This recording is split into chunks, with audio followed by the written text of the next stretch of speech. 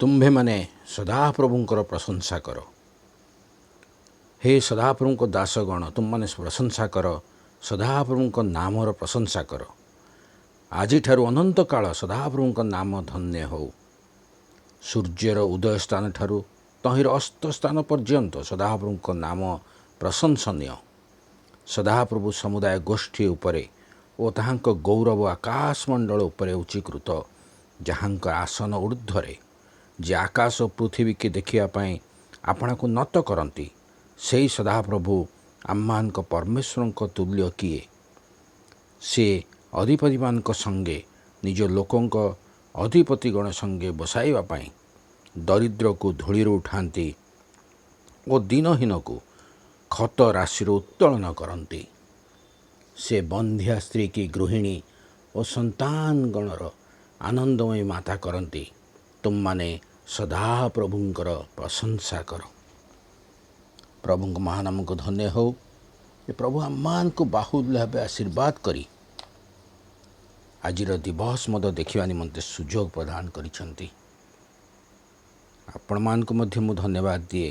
ଆପଣମାନେ ଆମ ସହିତ ଆମର ଏହି ଅମୃତମାନା କାର୍ଯ୍ୟକ୍ରମରେ ଯୋଡ଼ି ହେଉଛନ୍ତି। ଆଜି ମଧ୍ୟ ଏଇଠାରେ ଯୋଡ଼ି ହୋଇଛନ୍ତି। ଆପଣ ପ୍ରତ୍ୟେକ ଏହି ଅମୃତମାନା କାର୍ଯ୍ୟକ୍ରମରେ ମୁଁ ସ୍ୱାଗତ କରେ ଏବଂ ନୂତନ ପ୍ରଭାତର ଶୁଭେଚ୍ଛା ଜଣାଏ।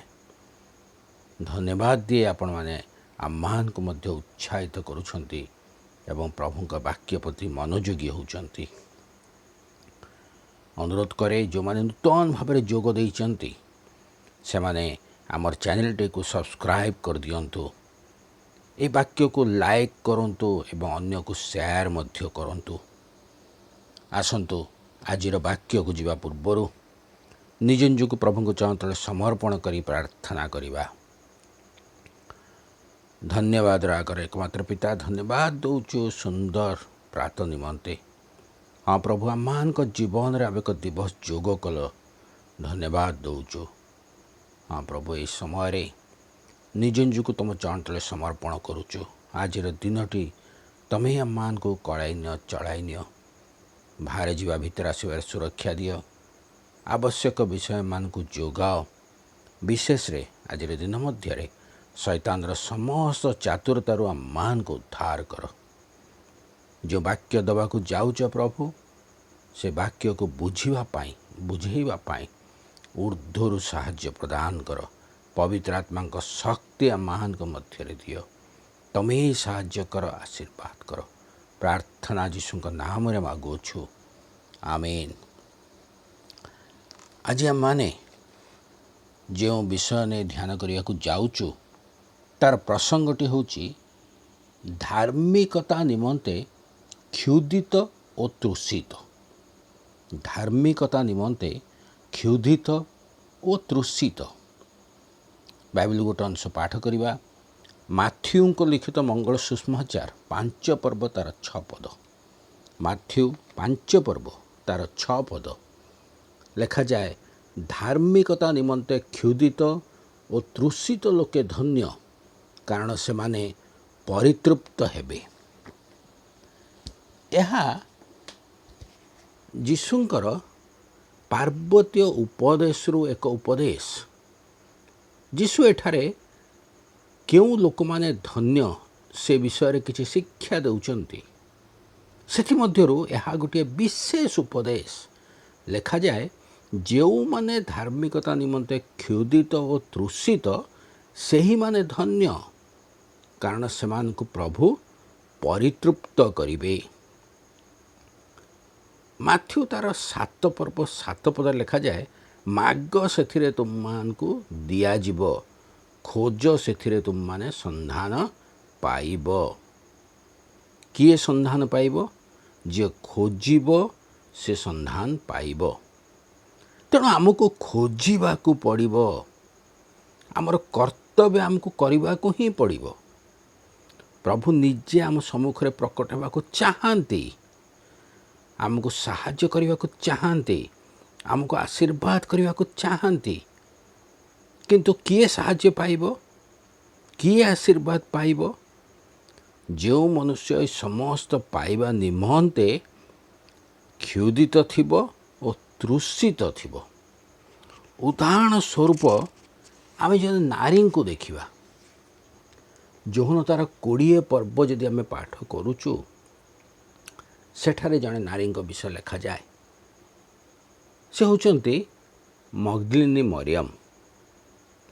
এই ମଗ୍ଦଲିନୀ ମରିୟମ ପ୍ରତ୍ୟୁଷରେ ଅନ୍ଧକାର ଥାଉ ଥାଉ ସମାଧି ନିକଟକୁ ଆସିଲେ। ସେଠାରୁ ପଥର ଘୁଞ୍ଚା ଯାଇଥିବା ଦେଖିଲେ ଏବଂ ସମାଧି ଭିତରେ ଯୀଶୁଙ୍କୁ ପାଉନାହାନ୍ତି। ସେ ଦୌଡ଼ି ଆସି ସିମୋନ ପିତର ଓ ଅନ୍ୟ ଶିଶୁମାନଙ୍କୁ କହୁଛନ୍ତି ଯେ ସମାଧି ଫିଟା ହେଇଛି, ପ୍ରଭୁ ସେଠାରେ ନାହାନ୍ତି, କେଉଁମାନେ ପ୍ରଭୁଙ୍କୁ ନେଇଯାଇଅଛନ୍ତି। ଏବଂ ତତ୍ପରେ ପିତର ଓ ଅନ୍ୟ ଶିଷ୍ୟମାନେ ସମାଧି ନିକଟକୁ ଆସିଛନ୍ତି ଏବଂ ସମାଧିରେ ପ୍ରଭୁ ନାହାନ୍ତି ଏହା ଦେଖୁଛନ୍ତି। ଏହା ମଧ୍ୟ ଦେଖୁଛନ୍ତି କେବଳ ଏକ ସରୁ ଲୁଗା ସେଠାରେ ପଡ଼ି ରହିଛି। ଏହା ଦେଖିଲା ପରେ ପିତର ଓ ଅନ୍ୟ ଶିଷ୍ୟମାନେ ପୁନର୍ବାର ଗୃହକୁ ଫେରି ଯାଇଛନ୍ତି। କିନ୍ତୁ ମଗ୍ଦଲିନୀ ମରିୟମ ସେଠାରୁ ନ ଯାଇ ସେହି ସମାଧି ନିକଟରେ ଠିଆ ହୋଇ ରୋଦନ କଲେ।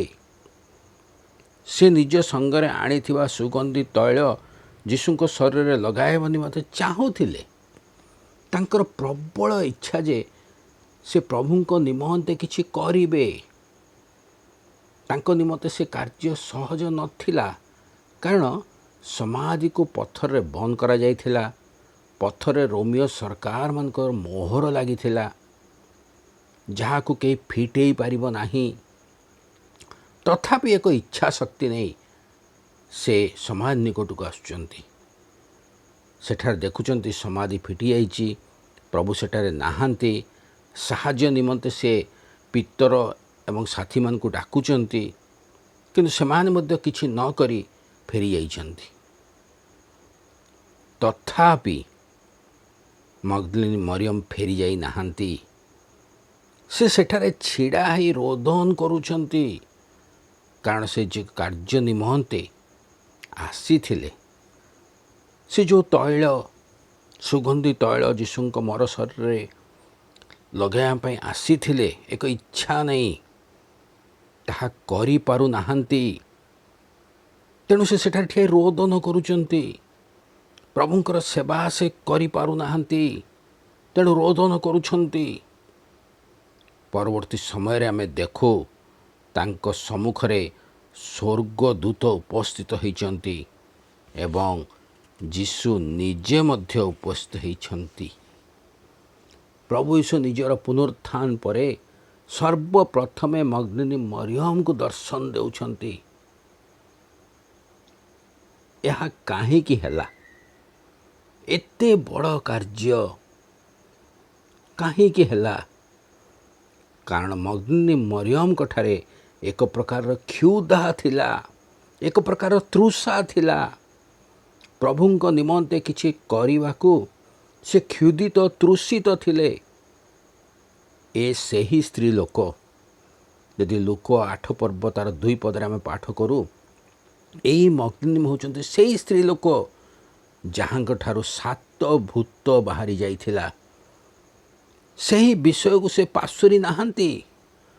ପ୍ରଭୁ ତାଙ୍କ ପ୍ରତି ଯାହା କରିଥିଲେ ତାର ପ୍ରତିବଦଳରେ ସେ ପ୍ରଭୁଙ୍କ ନିମନ୍ତେ କିଛି କରିବାକୁ ପ୍ରବଳ ଇଚ୍ଛା ନେଇ ଆସିଛନ୍ତି। ପ୍ରଭୁ ମଧ୍ୟ ତାଙ୍କର କ୍ଷୁଧା ଓ ତୃଷାକୁ ଦେଖିପାରିଛନ୍ତି। ତାଙ୍କୁ ପ୍ରଭୁ ନିଜେ ତାଙ୍କୁ ଦର୍ଶନ ଦେଉଛନ୍ତି। କେତେ ଧନ୍ୟ ସେ ସ୍ତ୍ରୀ ଲୋକ। ଏଠାରେ ଆମେ ଶିଖୁ ଯେ ଆମେ ସମସ୍ତେ ପ୍ରଭୁଙ୍କର ସନ୍ତାନ। ଆମ ଜୀବନରେ ମଧ୍ୟ ପ୍ରଭୁ ଅନେକ ଆଶୀର୍ବାଦ କରିଛନ୍ତି, କିନ୍ତୁ ଆମ ମଧ୍ୟରେ କ'ଣ ସେହି ପ୍ରକାରର କ୍ଷୁଧା ଓ ତୃଷା ଅଛି? ପ୍ରଭୁଙ୍କୁ ପାଇବା ପାଇଁ, ତାଙ୍କୁ ଦେଖିବା ପାଇଁ, ତାଙ୍କର ସେବା କରିବା ନିମନ୍ତେ ଆମମାନଙ୍କ ମଧ୍ୟରେ ସେହି ତୃଷା, ସେହି କ୍ଷୁଧା ଅଛି କି? ଏପରି ଭାବରେ ଆମେ ଯେତେବେଳେ କ୍ଷୁଧିତ ତୃଷିତ ହେବୁ, ପ୍ରଭୁ ନିଜେ ଆମକୁ ଦର୍ଶନ ଦେବେ, ଆମକୁ ଆଶୀର୍ବାଦ କରିବେ। ଜିରିମିୟ ତାର 29 ପର୍ବ 13 ପଦରେ ଲେଖାଯାଏ, ତୁମମାନେ ଆମ୍ଭକୁ ଅନ୍ୱେଷଣ କରିବ, ଓ ସର୍ବାନ୍ତକରଣ ସହିତ ଆମକୁ ଖୋଜିଲେ ଆମର ଉଦ୍ଦେଶ୍ୟ ପାଇବ। ସର୍ବାନ୍ତକରଣ ସହିତ ଖୋଜିବାର ଅଛି, କ୍ଷୁଧିତ ତୃଷିତ ମନରେ ଖୋଜିବାର ଅଛି।